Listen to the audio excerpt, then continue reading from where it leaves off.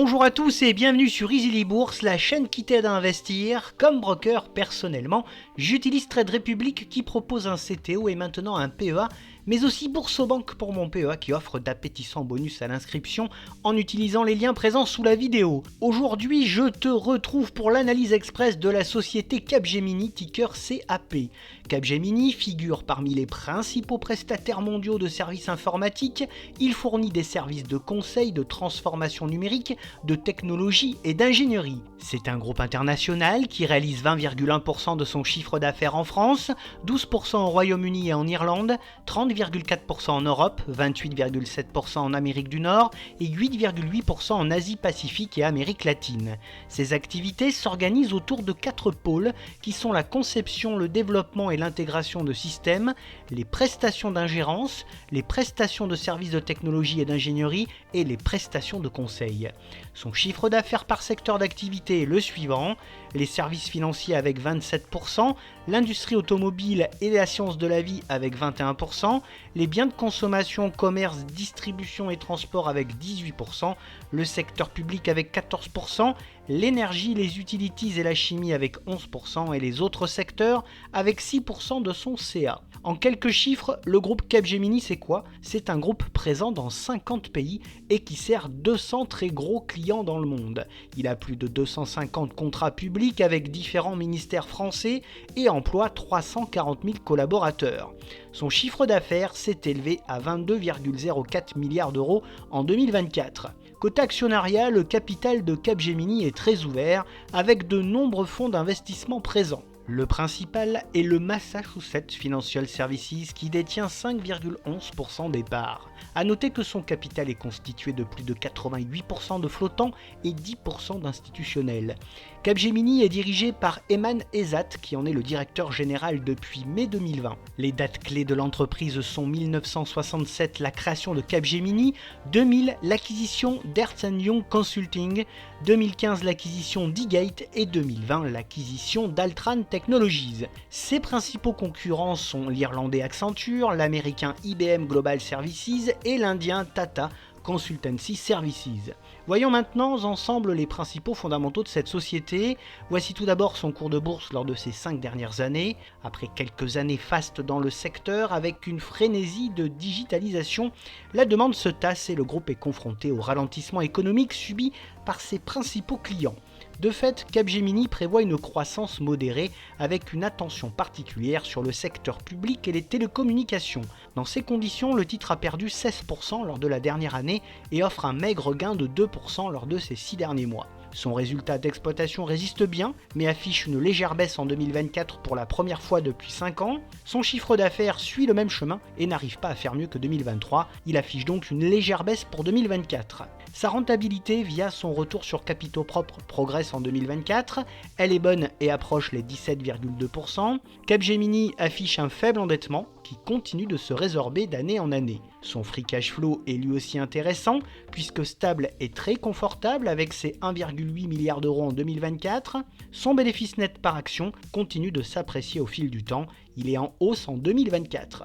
Sa marge nette est en hausse constante et voisine des 7,6% en 2024. Sa marge d'exploitation est quant à elle en légère baisse et affiche 13,2% en 2024. Son PER est assez proche de sa moyenne de ces 10 dernières années. Au prix actuel, le titre semble correctement valorisé. Concernant sa droite de régression, nous observons que le titre évolue juste en dessous de sa valeur théorique. Et en comparant son cours à l'indice Lyxor UCITS 440, l'on constate que le titre surperforme globalement l'indice au fil du temps.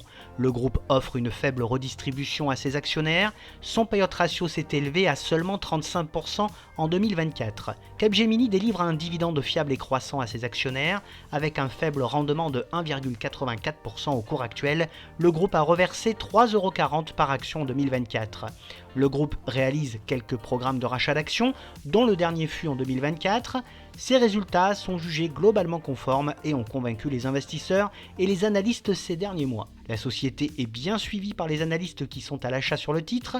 L'objectif de cours moyen est fixé à 201 € et celui de cours haut à 225 €, ce qui me paraît totalement réalisable à moyen terme. Synthétisons tout cela, malgré un contexte économique peu favorable en ce moment, ces résultats sont résilients et la visibilité liée à ces activités est bonne. Toutefois, les perspectives de croissance demeurent assez faibles et manquent de dynamisme. Passons maintenant aux atouts de cette société du secteur de la tech. Capgemini est un leader mondial dans ses différents secteurs d'activité. Il bénéficie d'une bonne visibilité sur ses résultats avec un carnet de commandes bien rempli.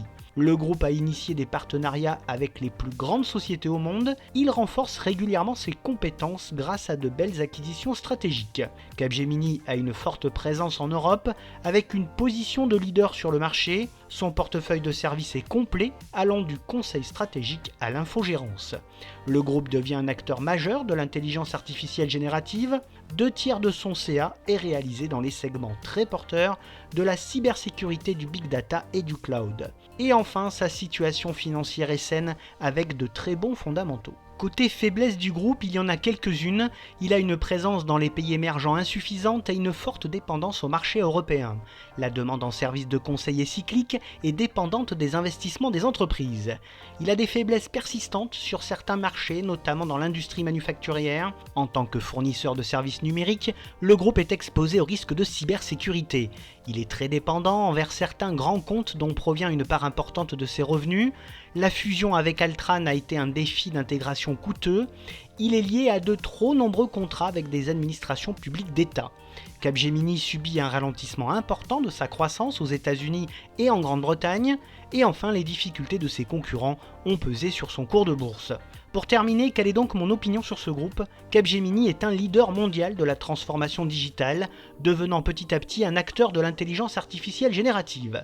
Ses résultats sont plutôt bons et sa profitabilité progresse. Ses investissements vers l'IA générative et le cloud devraient soutenir une certaine dynamique. Côté investissement, personnellement, j'ai du Capgemini en portefeuille que je renforce à chaque opportunité. Sur la base du cours actuel, le niveau de valorisation est correct, mais son dividende un peu faible. Un retour sous les 160 puis les 150 € serait bien pour envisager les 200 puis les 225 €. Bien entendu, cette vidéo ne reflète que mon propre ressenti et n'est sûrement pas un conseil d'investissement ni d'achat ou de vente. Je n'encourage donc personne à investir dans ce titre sans avoir étudié de près ses fondamentaux. Et si vous voulez soutenir mon travail et participer de façon active au contenu de cette chaîne, vous pouvez désormais le faire via le site Tipeee. Cela vous permettra de choisir et proposer des vidéos et rendra la chaîne plus participative. Bref, n'oublie pas de liker la vidéo si elle t'a plu et à t'abonner à la chaîne.